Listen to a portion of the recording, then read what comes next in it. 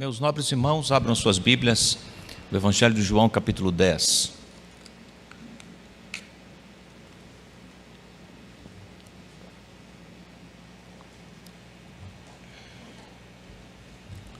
E hoje encerramos a nossa série, iniciada no primeiro domingo do Advento, intitulada O Natal é com o Pastor. E vamos considerar alguns versos, tendo a esperança de que as instruções recebidas anteriormente estejam muito bem depositadas na memória de vocês. Eu espero que sim, assim seja, e a gente possa então perceber como o evangelista João vai amarrando esses temas e vai nos conduzindo à segurança em Jesus Cristo.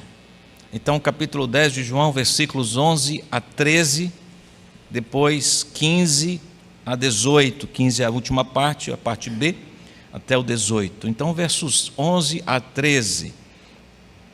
Eu sou o bom pastor. O bom pastor dá a vida pelas ovelhas. O mercenário que não é pastor, a quem não pertencem as ovelhas, vê o lobo chegando, abandona as ovelhas e foge. Então o lobo as arrebata e dispersa. O mercenário foge porque é mercenário e não se importa com as ovelhas. Eu sou o bom pastor. Conheço as minhas ovelhas e elas me conhecem. Li até o 14. 15. Assim como o Pai me conhece, eu conheço o Pai e dou a minha vida pelas ovelhas. Ainda tenho outras ovelhas, não deixe aprisco, preciso trazer também estas. Elas ouvirão a minha voz, então haverá um só rebanho e um só pastor. Por isso o Pai me ama, porque eu dou a minha vida para recebê-la outra vez. Ninguém atira a minha vida, pelo contrário, eu espontaneamente a dou. Tenho autoridade para entregá-la e também para reavê-la. Este mandato recebi de meu Pai. O que Jesus nos comunica aqui no registro inspirado do apóstolo João reverbera por todo o Evangelho. Isto é, a necessidade de crer e que Ele é o Filho de Deus para a vida eterna. João faz isso por todo o seu Evangelho. Nós encontramos estas afirmações no testemunho de muitas pessoas. João Batista, a mulher samaritana, Natanael, as irmãs de Lázaro. Então o Evangelho de João está povoado com esta mesma sentença. Jesus é, Jesus faz.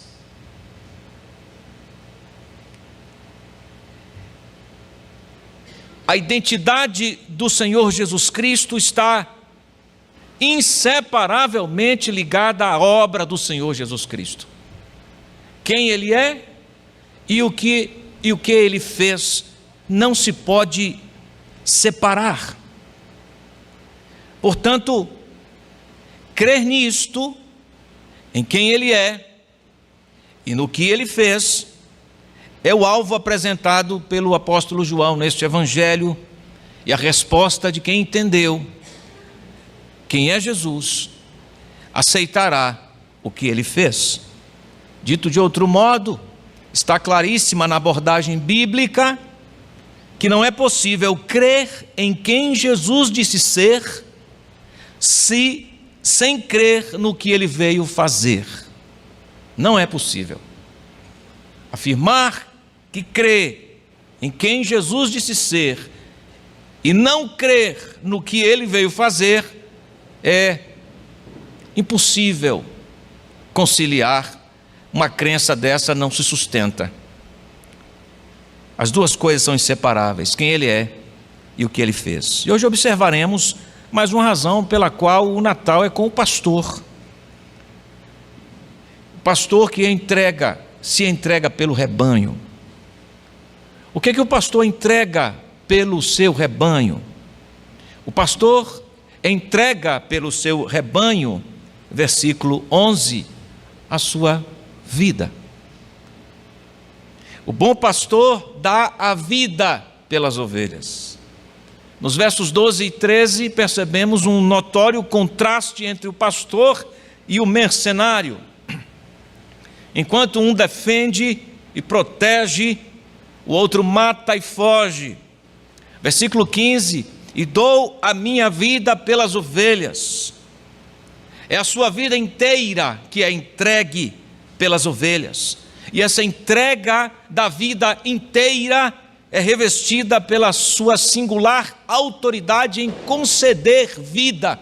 Só Ele é capaz de doar vida, conceder, entregar. Querem ver como João observa isto? João narra pelo menos 7 milagres, não há mais de 7 milagres no evangelho seu.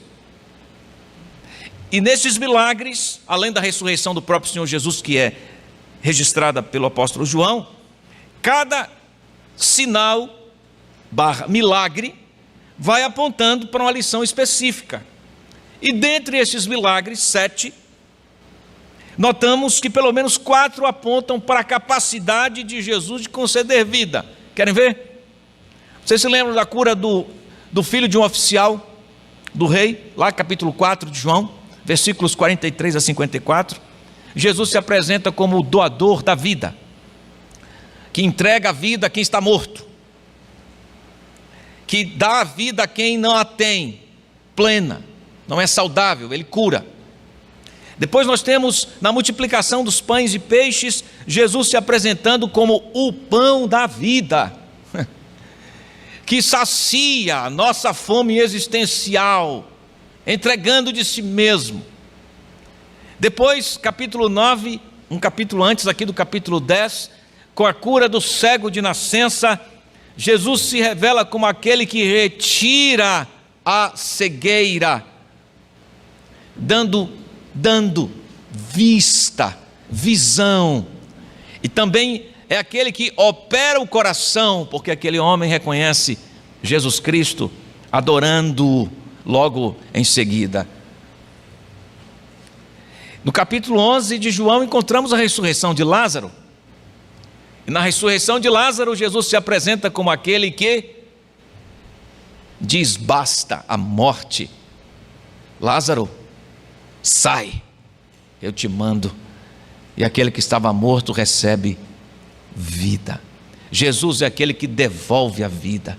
Então olha a construção do apóstolo João. Observem aqui como João vai destacando a capacidade, a singularidade de Jesus em doar, em entregar. O que ninguém pode doar, o que ninguém pode fazer, é o especialista em causas impossíveis. Ele doa vida. E aqui no capítulo 10, ele é o autêntico pastor do seu rebanho, que se entrega para conceder vida ao rebanho. Como é que o pastor se entrega, ou como o pastor entrega a sua vida pelo rebanho? Morrendo substitutivamente pelos seus, em lugar de, em favor de.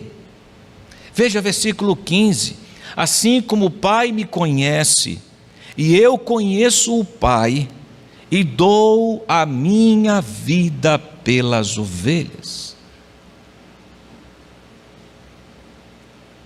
O fundamento da doação é a comunhão verdadeira, sem nenhum prejuízo, sem nenhum impedimento. A comunhão inteiramente justa, inteiramente santa. Veja que antes de Jesus dizer que entrega a sua vida, ele estabelece o fundamento dessa entrega. Está na primeira parte. Assim como o Pai me conhece e eu conheço o Pai. Que conhecimento é este, senão uma comunhão de um relacionamento inteiramente verdadeiro, santo e puro. É assim que eu entrego a minha vida, assim como o Pai me conhece, e nós desfrutamos de um relacionamento sem nenhum impedimento, completamente pleno, transbordante. Assim como Ele me conhece e eu o conheço, assim dou a minha vida pelas ovelhas.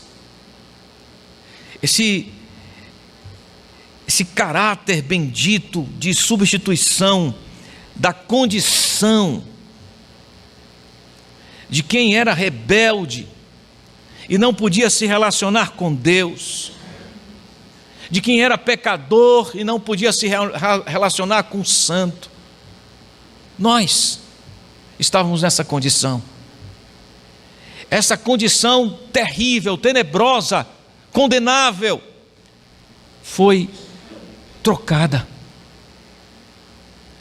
pela comunhão verdadeira, pura, íntima, santa, assim como o Pai me conhece e eu conheço meu Pai e dou a minha vida pelas ovelhas, pelas minhas ovelhas. Ao dar a sua vida pelas suas ovelhas, estava acontecendo uma troca grandiosa. O vil, o sujo, o condenável, estava sendo trocado pelo santo, puro, justo, lindo, relacionamento perfeito.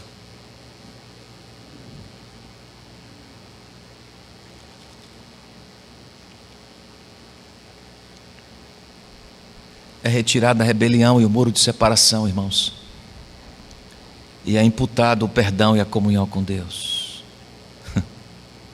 Eu não sei se você entende isso, mas eu estou aqui tremendo, só pensando nessas verdades eternas.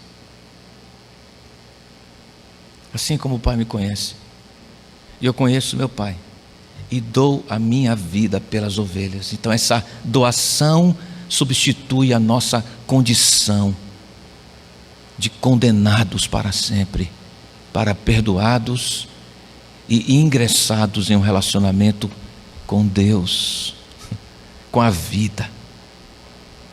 Versículo 17, Jesus diz assim: por esta razão o Pai me ama.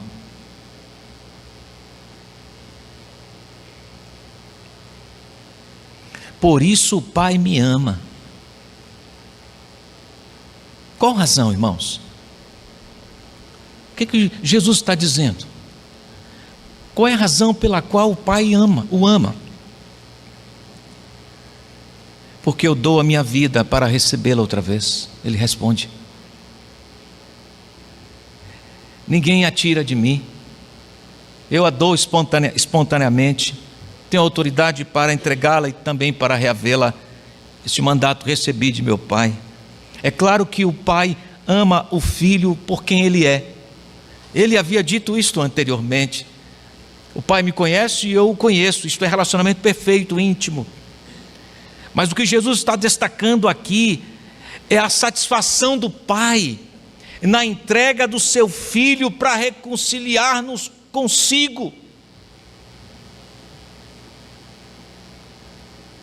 Jesus está destacando que o Pai se agradou muitíssimo, se agrada muitíssimo da espontânea entrega do Filho para redimir seu povo. Por isso o Pai me ama, porque eu dou a minha vida. E Ele já disse para quem a deu: para as suas ovelhas. Toda a trajetória dessa jornada de amor foi perfeitamente seguida por Jesus.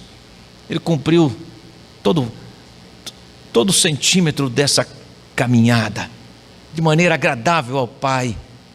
Em nenhum momento, em nenhuma ocasião, para nada, Ele entristeceu seu Pai. A jornada inteira foi de satisfação. O amor de Deus demonstrado na entrega do precioso Filho para a nossa salvação, foi revelado por Deus ao seu próprio Filho. Este é o meu Filho amado, em quem eu me comprazo, em quem minha alma tem deleite e prazer. Este é o amor de Deus para com o seu Filho. Deus ama o seu Filho singularmente. Agora veja o que Jesus está dizendo.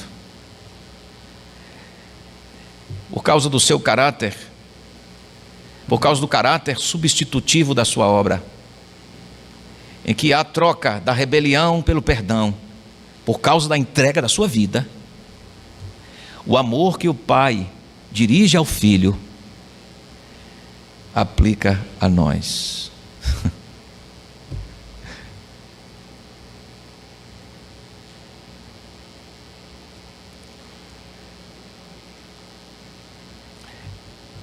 Nosso irmão João Calvino nos ajuda a escavar esse mistério profundo, rico, expressando assim: Cristo Jesus é o penhor, isto é, a garantia da misericórdia de seu Pai em redimir-nos.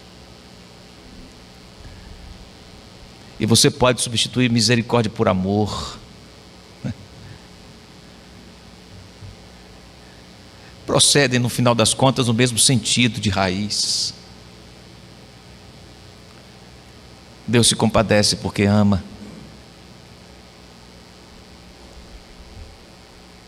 Cristo Jesus é o penhor da misericórdia de seu Pai em redimir-nos. Ele é livre para fazer o que queria fazer, e o que ele queria fazer estava em harmonia com a vontade de seu Pai. Por isso ele diz: a minha vida eu a dou espontaneamente, ninguém a tira de mim. A missão foi dada pelo Pai, e a missão era reconciliar pecadores consigo. E Jesus queria fazer isto. Jesus queria fazer o que o Pai lhe confiara. Então esse caráter santamente voluntário nos mostra a singularidade do Senhor Jesus Cristo. Nada se compara a Ele. Por Ele e para Ele são todas as coisas. Retumba as Escrituras. Devemos então, irmãos, sempre render-lhe nossa vida e vivermos pelo seu sentido. Foi Ele quem entregou sua vida pelas ovelhas que o Pai lhe confiara. Isso também nos ensina sobre outra beleza do caráter de Deus: a compaixão do Filho. Deus nos incluiu não somente no seu plano de libertar-nos da condenação. Samuel, você não é mais condenável, quito de você a condenação. Deus não somente fez isto comigo, mas me chamou para a comunhão com Ele. Ele abriu as portas da sua casa e disse: agora você é filho meu também. E o amor que eu tenho para com o meu filho, meu amado filho, em quem minha alma tem prazer, eu também devoto a você. Também quero me relacionar com você. Sente à minha mesa, desfrute da minha companhia.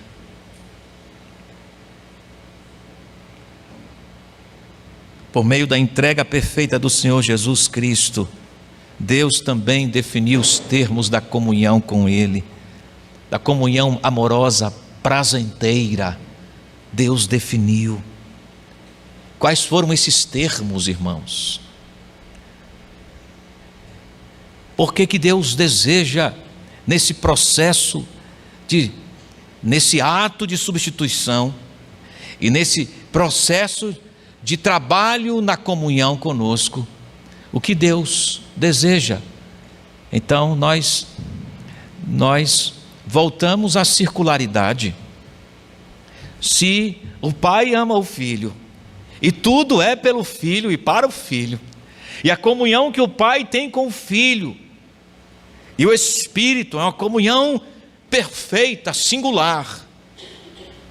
E que o Pai aceitou tudo que o Filho fez. E o Pai só nos aceita por causa do Filho, Jesus Cristo. Deus entregando de si mesmo em seu Filho. Agora, liberto dos pecados, da condenação, chamado para a comunhão com o Pai, o Filho e o Espírito, o trabalho de Deus, paciente trabalho, sabe qual é? O processo conduz para um telos, um final. Sabe qual é o final? O que Deus pretende comigo? Permitindo-me sentar à sua mesa, desfrutar de sua comunhão. Deus deseja que eu seja parecido com o seu Filho. Voltamos ao ponto do relacionamento fundamental e prazeroso de Deus, Jesus Cristo. No final das contas, a vida de Cristo é entregue por nós. Nós recebemos da vida de Cristo. Deus nos ama por causa de Jesus Cristo. E agora o Espírito de Deus, o Espírito divino, está vivendo em nós a fim de que nós sejamos como alvo do amor de Deus, seu Filho. Entende agora porque a lucidez e a inspiração que tomou o apóstolo Paulo escrevendo aos Romanos sintetiza assim em uma curta frase o que é tão profundo e que poderia resumir toda a história, porque por Ele e para Ele são todas as coisas. Isto nos inclui. Nós fomos para Jesus, nós existimos para Jesus, irmãos. Nós fomos comprados por Jesus e para Jesus. Que glória, que prazer. O projeto de Deus é terminar a obra que Ele começou nos seus filhos, fazendo-nos parecidos com o Filho amado. Jesus, então, pela sua morte, nos substitui, nos dá vida. E também pela sua ressurreição, termina a tarefa que lhe foi conferida. Porque ele diz assim: eu tenho autoridade para entregar a minha vida, e eu tenho autoridade para reavê-la. Este mandato, isto é, eu tenho autoridade para fazer isto porque eu recebi de meu Pai. Ao mesmo momento, ao mesmo tempo que ele está anunciando o caminho, singular caminho, que é a entrega da sua vida, isto é, a sua morte, e isso tem um caráter substitutivo. Ele também aponta para a retomada da vida, está pré-anunciando, está anunciando o que vai acontecer depois do terceiro dia na sepultura. Ele venceria a morte. Como venceu? A autoridade que ele recebeu do seu Pai. Essa é a entrega que nos resgata, irmãos. E essa entrega demanda credulidade. E crer aponta para quem Cristo é e o que Ele fez. Nesta nossa construção, retire Cristo Jesus.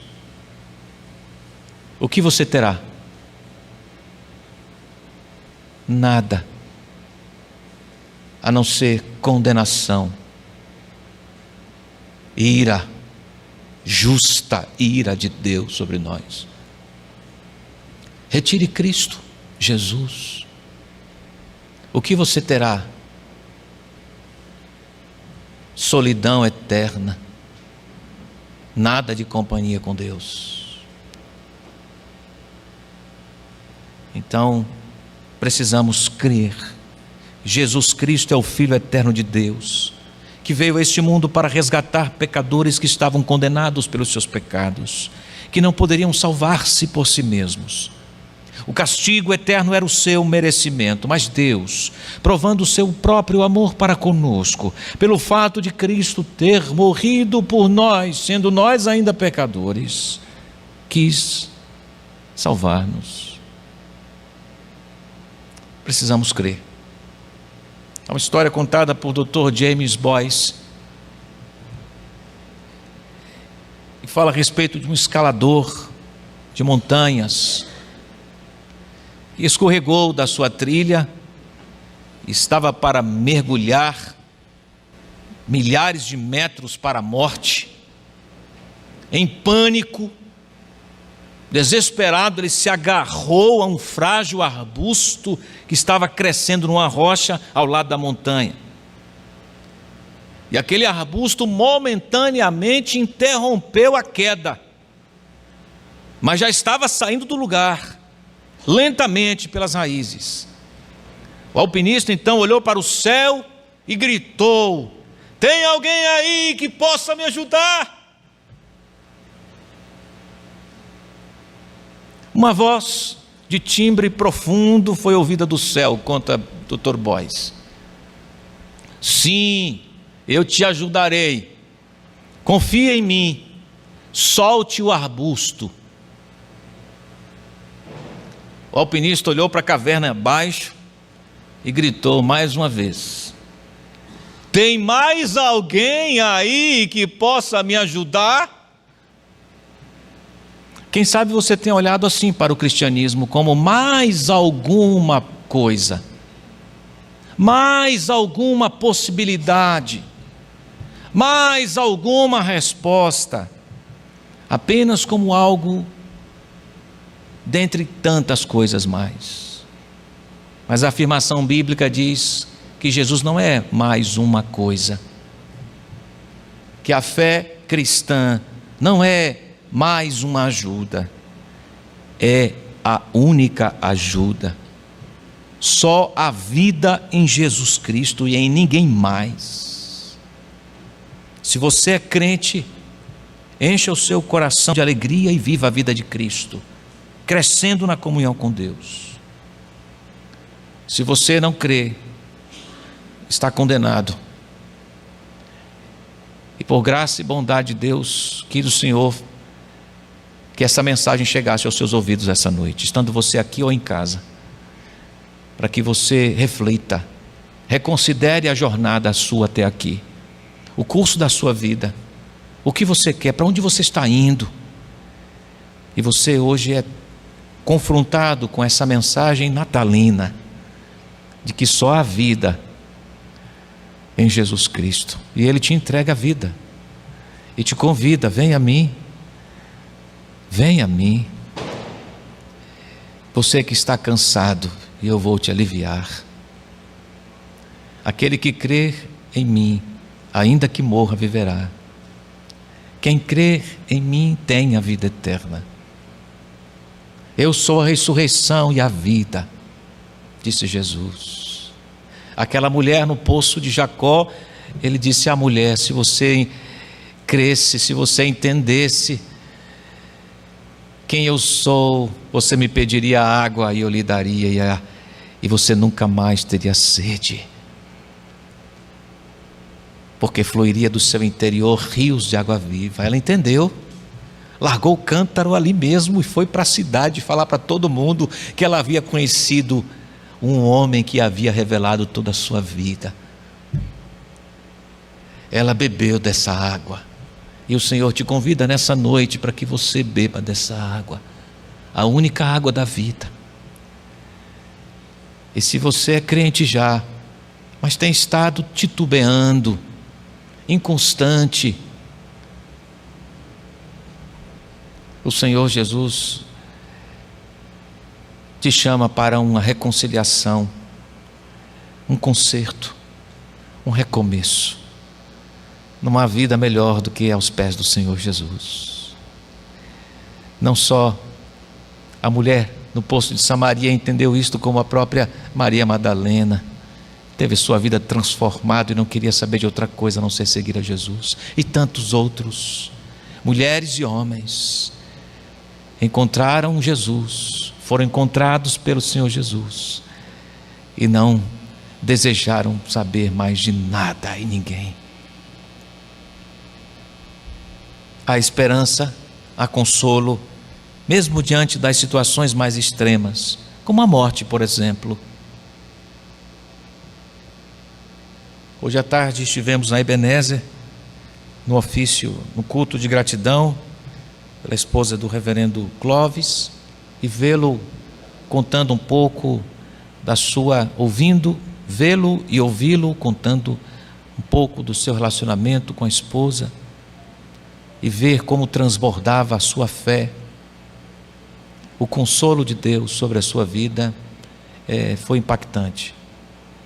E é assim com todo crente, porque quem tem Jesus na vida não se desespera e a vida não termina com a morte.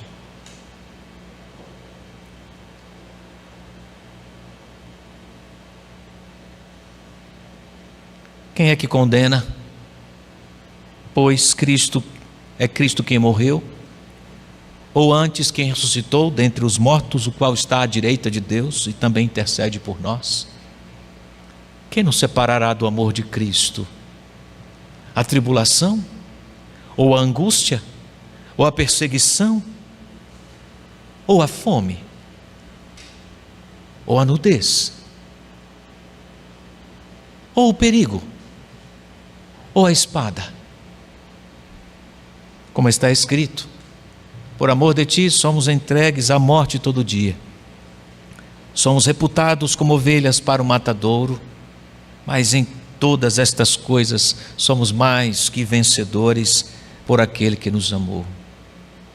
Porque estou certo de que nem a morte, nem a vida, nem os anjos, nem os principados, nem as potestades, nem o presente, nem o porvir, nem a altura, nem a profundidade, nem alguma coisa, nem alguma outra criatura nos poderá separar do amor de Deus, que está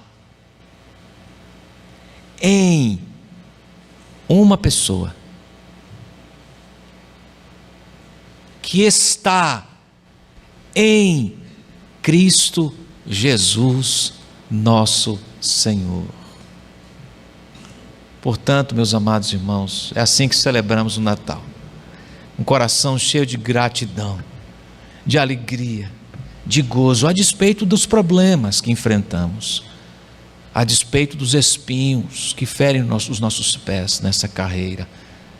Mas considere o fato de que Deus está trabalhando em nossa vida a fim de que nós sejamos como alvo do seu amor, seu filho.